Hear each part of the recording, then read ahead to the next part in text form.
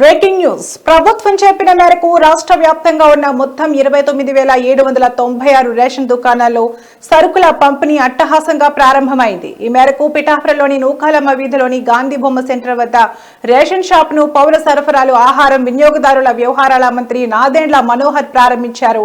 ఈ సందర్భంగా ఆయన మీడియాతో మాట్లాడుతూ రాబోయే రోజుల్లో రేషన్ షాపులను మరింత అభివృద్ధి చేస్తామని తెలిపారు. రేషన్ దుకాణాల వద్ద సీసీ కెమెరాలు ఏర్పాటు చేసి వినియోగదారులకు అన్ని సౌకర్యాలు కల్పిస్తామని పేర్కొన్నారు.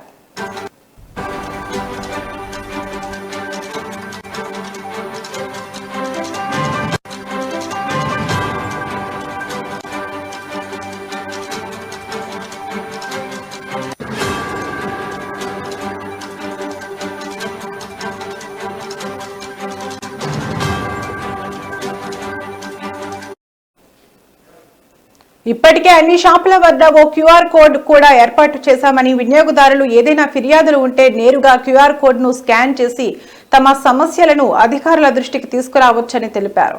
సరైన సమయానికి రేషన్ తెరవకపోయినా, తూకంతో పాటు క్వాలిటీలో ఎలాంటి తేడాలు ఉన్నా, ప్రజలు ఎలాంటి ఫిర్యాదు వచ్చినా వెంటనే ఏమాత్రం ఆలస్యం చేయకుండా డీలర్లపై కఠిన చర్యలు తీసుకుంటామని వార్నింగ్ ఇచ్చారు. ఇక దివ్యాంగులు, వృద్ధుల కోసం సెపరేట్ వాట్సాప్ గ్రూప్ క్రియేట్ చేశామని తెలిపారు.